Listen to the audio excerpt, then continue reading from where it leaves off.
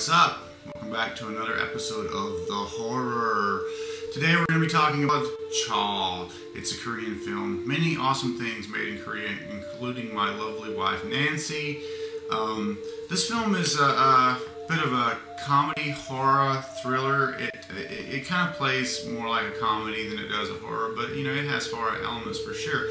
It was released in 2009. I'm referencing these notes because, hey, these Korean names, even though my wife's Korean and I actually was a linguist in Korean in the U.S. Army, Korean's not something that I work on day to day, and after having lived in Japan and really kind of acclimated to the language there, anytime I try to speak any Korean, it becomes muddled with Japanese, which is ridiculous, but so I'm just referencing these names, you know, via my notes as opposed to just prattling them off like I generally do because I'm familiar with the filmmakers and the actors. But in this case, not so much. Directed by Jong Won-shin, and probably the most notable star is Yoon Jae-moon, who I was somewhat familiar with from other Korean films, and an actor named Yoo Mi-jung. The film starts off with Yoo Mi-jung's character, Soo-ryun. He's a cop in Seoul, and he's disgusted with the big city. So as a joke, he's sitting there chatting with his buddy, and who's also a police officer, and he says, "What did you put for your second choice, you know, when you transfer out of here?" And he said, "I put anywhere." And so he was such a great cop that he was killing the curve, kind of a takeoff similar to the setup for Hot Fuzz. But he was placed into a really small town out in the sticks, basically, where nothing ever happened. Ironically, just as a man-eating boar started to go on a rampage. The implication was that there was, you know, over agriculture. You know, like they were basically just moving into forest lands and cutting down trees and things like that, and it disturbed the nature of things. And this beast's normal food, you know, was ran off or something, so he turned to digging up graves of eating, you know, digging up graves of humans for his meals, and he liked the taste of it, and basically grew really large and then started to terrorize the countryside. You know, unlike Razorback, it was I don't know. In both cases, they're just abnormally large. I mean, like to the point of almost being like a small dinosaur. You know, in one scene, a guy tries to hide in like a little small bobcat kind of a vehicle, and you realize when he's up next to the boar, it's like, hey man, you know, that's anybody's guess as if you'd survive the bobcat versus the boar. So, you know, there's a suspension of disbelief thing that has to happen right there for you to enjoy a film like that.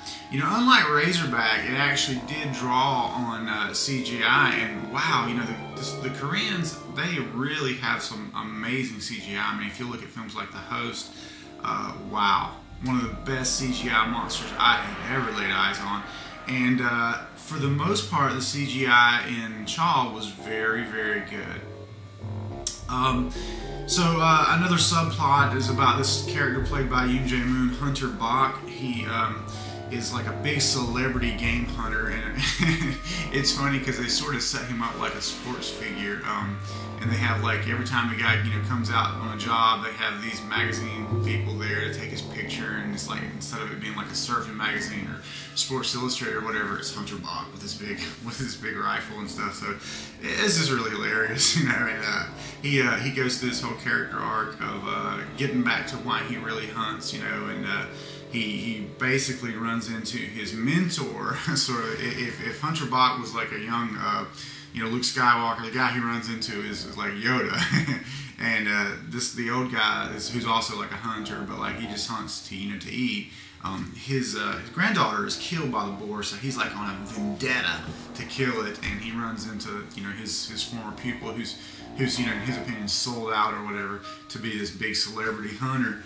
And you know, it's pretty ridiculous, the setup between them. But anyway, they go back up into the woods and end up you know, tracking this boar down and reverting to ancient hunting technique to kill it. So when apparently, like, their bullets bounce off of its skin and stuff, they had to go really old school on it to kill it. And I don't want to spoil it for you, but one of those guys makes the ultimate sacrifice, you know, for his fellow man and all that, and that's sort of the major character arc of one of those two individuals.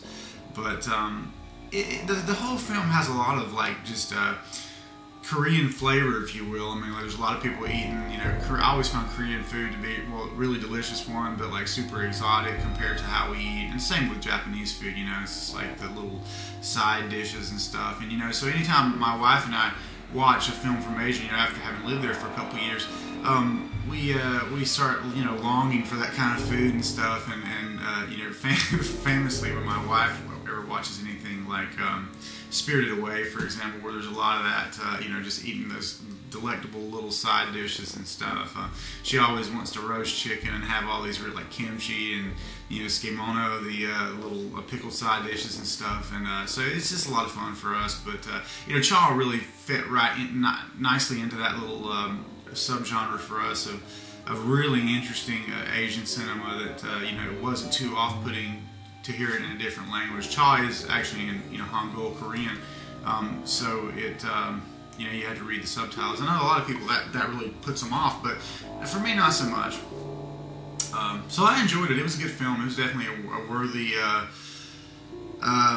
peer to Razorback. Probably had a much bigger budget than Razorback. I'm not sure about that, but you know, it was definitely worth the watch, and you can get it on Amazon right now for about $12. So I recommend it. That's what I did. So check it out. I mean, CHAW. It was definitely worth my time to track that film down and watch it. So thanks very much for pointing that out on the review for Razorback, guys. I really appreciate that. And as always, I'll try to keep bringing you the odd little gems here and there in the world of underrated and under-reviewed horror. See you next time. Thanks for watching.